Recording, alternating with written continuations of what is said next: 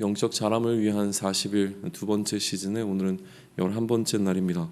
한 4분의 3 정도 남았는데 끝까지 최선을 다해서 함께 갈 수 있으면 좋겠습니다. 사무엘이 사울에게 여호와의 말씀을 전하는 것으로 15장을 시작하고 있는데요. 하나님께서는 사울에게 아말렉을 벌할 것에 관해서 말씀을 하십니다.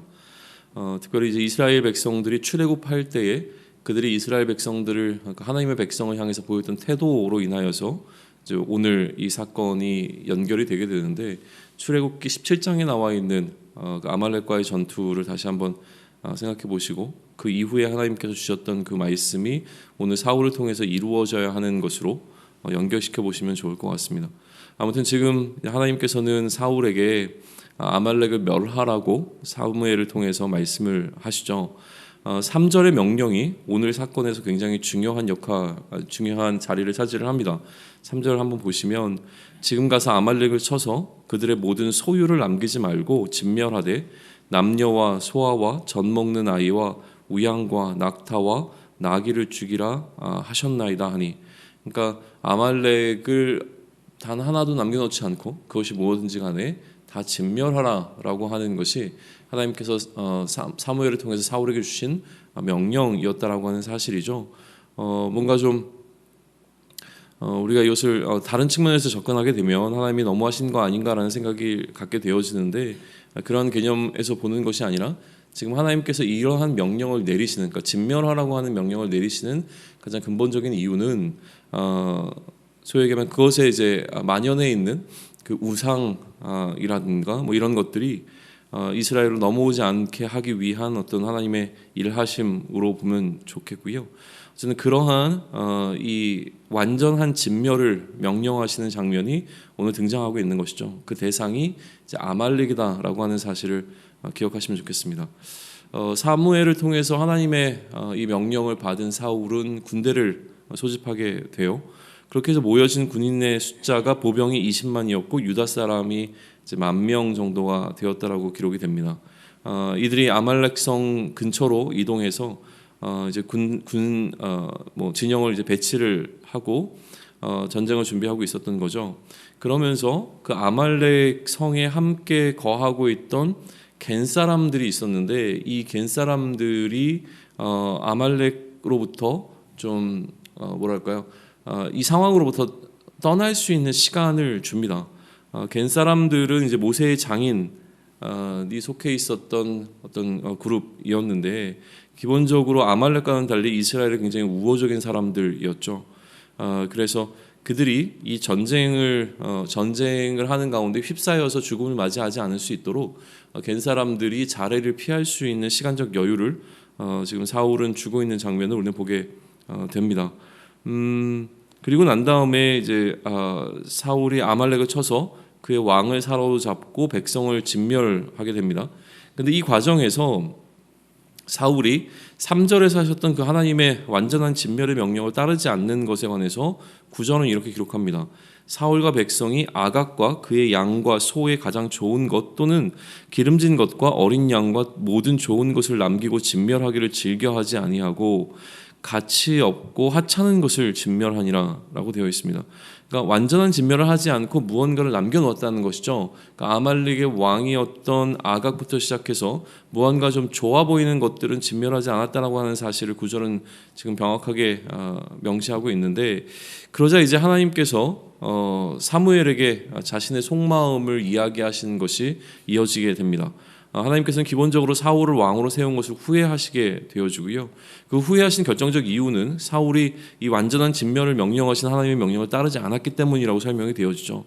하나님의 마음을 들었던 사무엘은 밤새 이 하나님의 마음을 놓고 울며 기도하면서 그 밤을 보내게 되어집니다.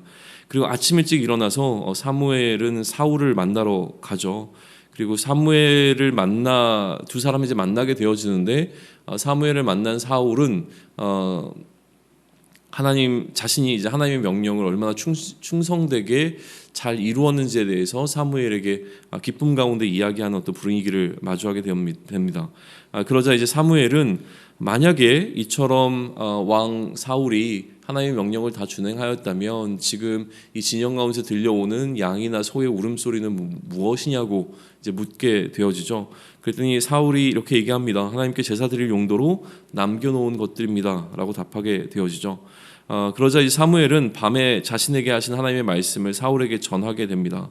하나님의 명령을 따르는 것보다 탈취하는 것에 더 관심이 있었던 사울에 관한 부분을 이제 지적을 하면서 하나님께서 그에게 주셨던 말씀을 다 전하게 되어지죠. 사울은 그 이야기를 듣고 난 다음에 다시금 이것이 하나님을 위한 제사를 위해서 이렇게 준비한 것이라고 했고, 그리고 21절에 보게 되면 백성의 핑계를 대죠. 백성들이 이렇게 요구를 했고 요청을 했다라는 이야기를 좀 하게 되어집니다. 그러자 제사에 관한 굉장히 유명한 구절이 22절에 등장합니다. 사무엘이 이르되 여호와께서 번제와 다른 제사를 그의 목소리를 청종하는 것을 좋아하심 같이 좋아하시겠나이까. 순종이 제사보다 낫고 듣는 것이 순양의 기름보다 나으니 이는 거역하는 것은 점치는 죄와 같고 완고한 것은 사신 우상에게 절하는 죄와 같음이라. 왕이 여호와의 말씀을 버렸으므로 여호와께서도 왕을 버려 왕이 되지 못하게 하셨나이다 하니라고 되어 있습니다. 결국 하나님을 위하여 이처럼 하나님의 명령을 순종하지 않았다라고 하는 사울의 변명을 통해서 하나님께서 정말 원하시는 것은 제사가 아니라 순종이라고 하는 부분을 명확하게 지금 이야기하고 있는 장면이죠. 순종함과 청종함이 제사보다 낫다는 이야기입니다. 하나님께서 사울을 버리셨는데 그 이유는 왕이 여호와의 말씀을 먼저 버렸기 때문이라고 하는 설명이 덧붙여지고 있습니다. 그러자 사울은 자신의 범죄를 인정하게 돼요. 그리고 범죄한 이유에 대해서 설명하게 되어지는데 다시 한번 언급되는 것은 백성입니다. 백성을 두려워했기 때문이라고 말하죠. 24절 보시죠. 사울이 사무엘에게 이르되 내가 범죄하였나이다. 내가 여호와의 명령과 당신의 말씀을 어긴 것은 내가 백성을 두려워하여 그들의 말을 청정하였음이니라 라고 되어 있습니다. 왜 사울이 이처럼 백성을 두려워했는가라고 하는 것에 대해서 구체적인 설명이 등장하고 있지는 않지만 아무튼 우리가 지난 장에서 등장했던 장면을 기억한다면 요나단 사건을 통하여서 오히려 백성들에게 왕으로서의 입지가 좀 흔들렸던 사울은 그 이후로 계속 이 백성들의 눈치를 보는 통치를 하지 않았을까라는 생각을 좀 해볼 수 있는 여지는 있는 것 같습니다. 아무튼 지금 사울은 그가 하나님 앞에 어떠한 순종을 통하여서 하나님의 명령을 준행하는 왕으로 세워질 것인가라고 하는 것보다 이 백성들의 좀 눈치를 보면서 백성들 때문에 두려워하며 하나님의 명령을 청정하지 않았다라는 이 설명을 하고 있는 부분에 우리는 좀 주목해 볼 필요가 있는 것 같습니다. 그리고 사무엘에게 용서를 구하고 함께 제사를 드리자고 말하죠. 하지만 사무엘이 완강하게 거절합니다.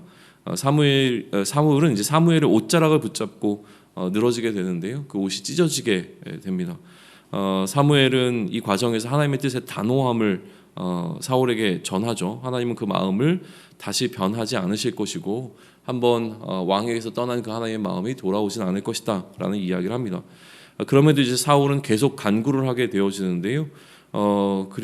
그래서 함께 하나님을 좀 예배할 수 있게 해달라라고 하는 것과 30절에 보게 되어지면 당신이 나와 함께 가는 것이 왜 중요한지에 대한 설명을 좀 하게 되어지는데 내 백성의 장로들 앞과 이스라엘 앞에서 나를 높이사 나와 함께 돌아가서 내가 당신의 하나님 여호와께 경배하게 하소서 하더라라고 하는 말을 통해서 볼 수 있는 것은 무언가 지금 이 상황 가운데서 사무엘이 사울의 입지를 좀 세워줄 필요가 있었던 것. 그래서 사울은 사무엘과 함께 돌아가야 하는 어떤 필요가 있었던 것으로 좀 보여지는 거죠.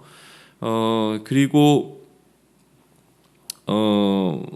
결국 이제 사무엘이 사울과 함께 돌아가게 되어지는데요. 그런데 이 사무엘이 돌아갔던 이유를 보게 되어지면 사무엘이 돌아가서 아각을 이제 아말렉의 왕 아각을 끌고 오게 해서 그 아각을 죽이는 사건이 이제 기록이 되어집니다. 그리고 나서 사무엘과 사울은 흩어지게 되고요. 다시는 만나지 못합니다.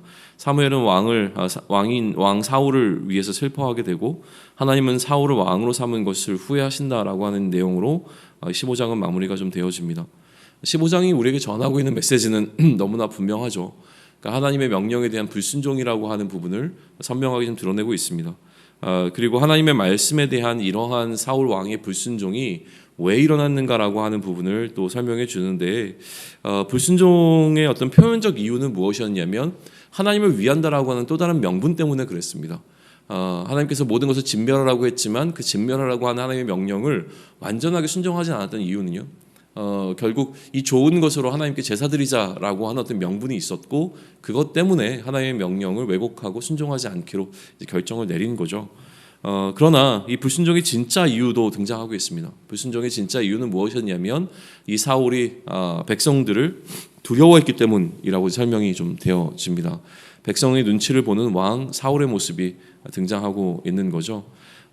그리고 사울은 맨 마지막에 사무엘과 함께 진영으로 돌아가려고 사무엘에게 계속 간구했던 것을 통해서 보게 되어지면, 백성들 앞에서 자신의 입지, 자신의 명분을 유지하는 것, 왕으로서의 그 포지션을 유지하는 것에 굉장한 관심을 보이고 있는 것을 우리는 좀 엿볼 수도 있겠죠.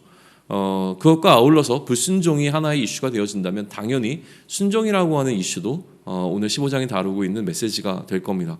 그러면서 이야기되어지는 순종이란 무엇이냐면, 우리의 어떤 신앙적 행위보다 우리가 전적으로 하나님께 순종하는 것이 훨씬 더 하나님께 기쁨이 되어진다는 사실을 알려주고 있습니다. 나에게 맡겨진 그 사명에 대한 순종이 내가 하나님께 드리는 신앙적 어떤 표현들보다 훨씬 더 중요하다라고 하는 사실을 우리에게 알려주죠.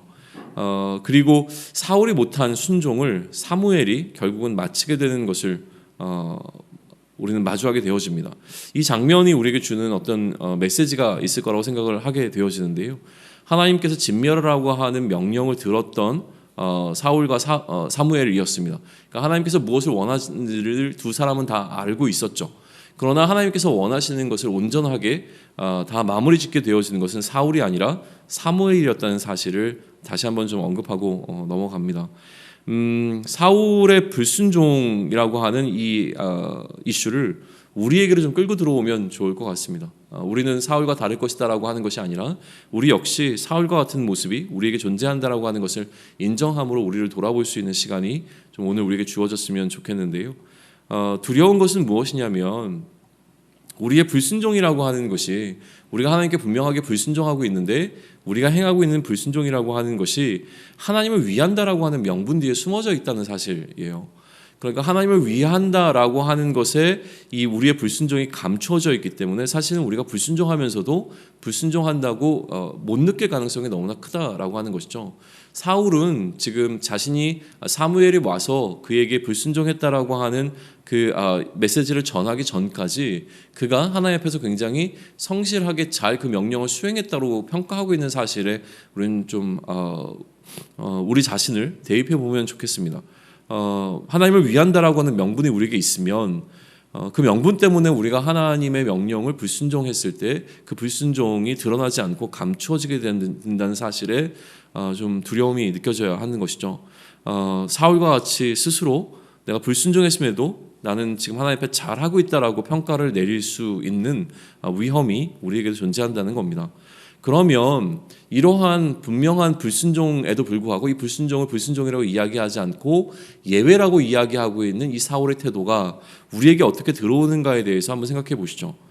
분명히 하나님을 향해서 불순종했지만 그 불순종을 불순종이라고 이야기하지 아니하고 이것은 예외적인 것이라고 얘기했던 사울의 모습이 우리의 일상의 삶 가운데서 계속 반복되어진다는 생각을 하게 됩니다. 내가 스스로 만든 예외 조항이라고 하는 게 있는 거예요. 그리고 이 예외 조항이라고 하는 것은 나를 위한 명분을 갖고 있지 않고 하나님을 위한 명분을 갖고 있습니다. 하나님을 위하여 내가 이처럼 하나님의 명령을 불순종한다고 했을 때 하나님을 위한 것이기에 이 불순종이 내 안에서 합리화가 되어지고 그것으로 인해 불순종을 감추어버리게 되어지는 그 예외 조항에 대해서 우리는 좀 오늘 묵상하면 좋을 것 같습니다. 우리의 신앙이 좀 세련되기보다는 투박할 수 있으면 좋겠습니다. 복잡하기보다는 단순할 수 있으면 좋겠어요. 하나님께서 명령하신 것에 어떠한 예외 조항을 다시 만들어내는 것이 아니라 하나님께 말씀하시는 것을 그 명령 그대로 우리의 삶 가운데서 우리가 현실화시킬 수 있는 그 결단함이 있을 수 있으면 좋겠습니다. 하나님의 명령이 무엇인지를 아는 것과 그 명령이 나의 삶에서 실제가 되어지는 것에는 큰 차이가 있습니다. 하나님의 명령이 무엇인지를 들었던 두 사람이 있죠. 사울과 사무엘이었는데, 사울은 하나님의 명령이 무엇인지를 분명히 알았음에도 불구하고 그가 스스로 만들어낸 예외 조항으로 인하여서 하나님의 명령을 온전하게 순종하지 못해서 하나님의 후회하심이 되어집니다. 그리고 결국 하나님의 명령이 무엇인지를 분명하게 알았던 이 사무엘을 통하여서 그 왕이었던 아각이 죽음을 맞이하게 되는 장면을 통해서 하나님의 명령이 누구를 통해서 실제가 되고 있는 것인가라고 하는 것을 우리에게 보여주는 것이죠. 그러니 하나님의 명령이 무엇인지를 아는 것과 그 하나님의 명령이 나의 삶에서 실제가 되는 것에는 큰 차이가 있다는 사실을 우리가 깨달을 수 있으면 좋겠습니다. 알고 있어요. 알아요. 근데 그것 때문에 이렇게 하지 않는 거예요라고 하는 것은 우리의 변명일 뿐이라고 하는 것이죠. 알지만 행하지 않는 것은 사실은 모르는 것입니다. 아는 것을 우리가 행할 수 있기를 원합니다. 지식적으로 아는 것에만 만족하지 않고 우리가 경험적으로 알 수 있는 자들이 되어줄 수 있기를 소망을 합니다.